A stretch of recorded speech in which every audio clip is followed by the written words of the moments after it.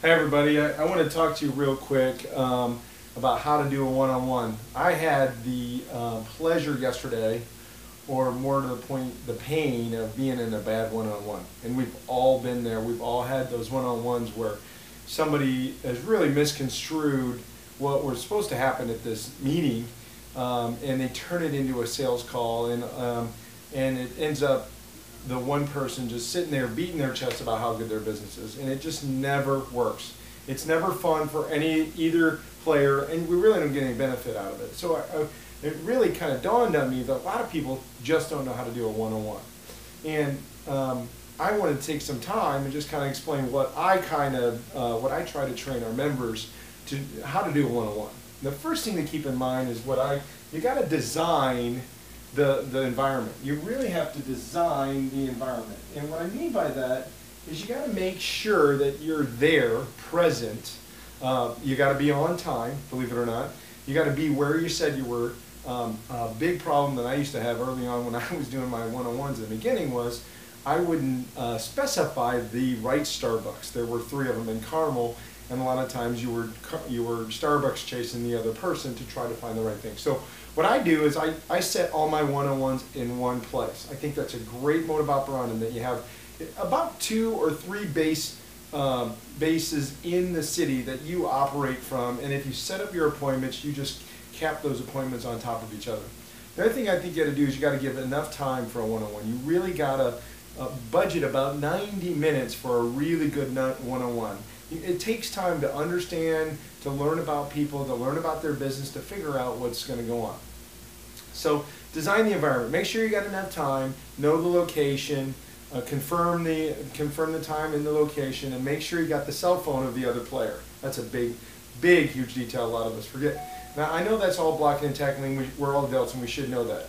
You would be amazed at how many times we get phone calls from our members trying to find cell phones for the other members. So get that data early so you can get it out of the way.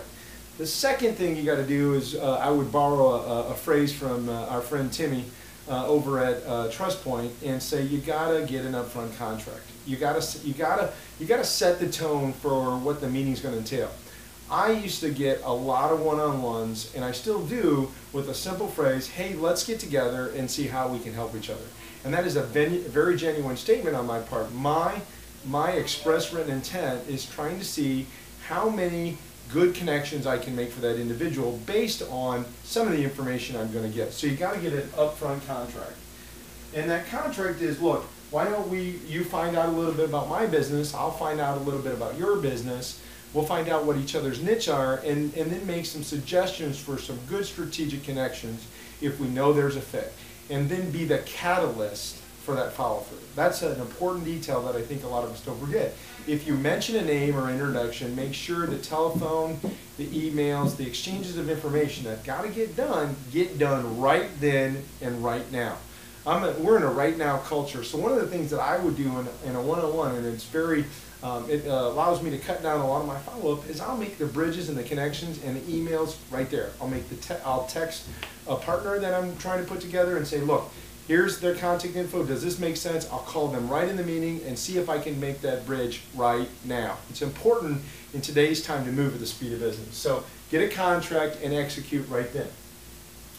The last thing I want to kind of give you as an overview on how to get a good one-on-one done is really think about and kind of set the tone in your mind. As you're setting that environment, one of the best things you can do is really visualize a good meeting.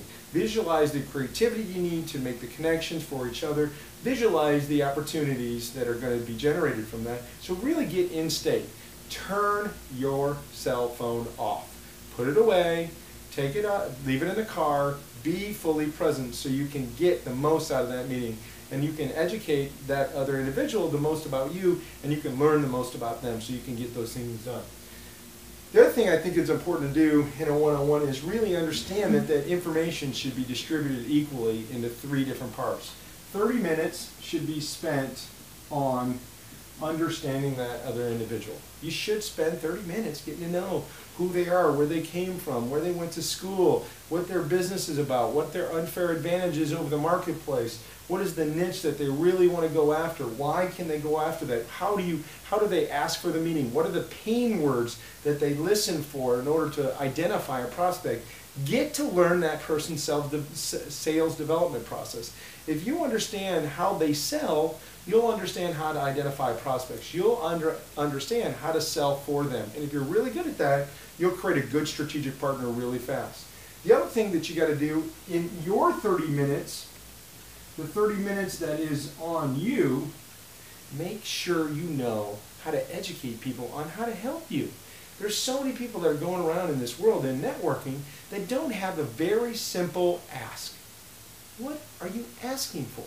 And one of the reasons that Rainmakers grew so fast is it was easy to ask people to come to an event where they might possibly meet somebody that could grow their business. Do you have something that's that easy that everybody else can help you do? If you have something that easy, you'll get a lot out of networking. If you say, hey, I've got a free seminar that I'm identifying for potential CEOs to go to, and here's where they're going to learn. It's easy for me to volunteer people in my database to go get something free. Have some bait out there on your hook. Bait the hook. Make it easy for other people to help you. Know what your ask is and make it easy for the other player in your one-on-one to make that connection for you. If you spend some time on that and you really develop a good hook for your strategic partners to help you with, you're going to get a lot more out of networking. You're going to be part of the 20% that's generating the 80%. The last 30 minutes should be summing up follow through.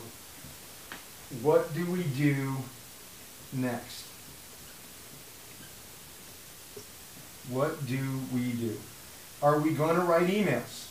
Are we going to make telephone calls? Are we doing it right then and there in the meeting? Are we making the bridges that are going to generate business? A one-on-one is simply a catalyst to start a relationship or to start many relationships. That relationship can go positive and negative. It will go positive more often if people do one thing: execute. You got to do the work. So the right now way works. Do it right in the meeting. Get it done. Get it out of the way. The list way works. Go back to the office. Make the bridges that you need to make. The email way works. If you want to really create a good bridge, though, one of the things that I will implore all of our members to do is you got to email, call, and then email. Make sure the bridges happen. If you've got a prospect, you don't give up after 1 or 2 touches. You make 3, 4, 5. How many touches it makes to happen, however many touches it makes to happen. If you've got a bridge you're trying to put together that makes good strategic sense, put at least 3 touches into it. Now, I know a lot of you are probably sitting back there going, are you kidding me? Do I really have to babysit these people? Do I really have to go through that much time and effort in order to help somebody create a good strategic relationship? And the short answer is yes. And the reason that you need to do that is because we have been conditioned over time, over the last 50 years of doing business, that it is a dog-eat-dog world. And we don't believe, even though we pretend to believe, that people are here to help us. And you've got to convince other people that you are really genuine. And the way you do that is you follow through and make it happen for them. You amaze them with your generosity. If you're able to do that, if you're able to follow through and make the first couple bridges happen, you will build a reputation, you will build a following, you will build a tribe. If you do that consistently, you will never hunt for business again. It will walk in your door. And that's what it really means to be a rainmaker. And it all starts with that fundamental first one-on-one and getting better at that and developing like a skill. Use our disciplines, use the 30-30-30 method, and you should see the great results that we've used to grow this thing.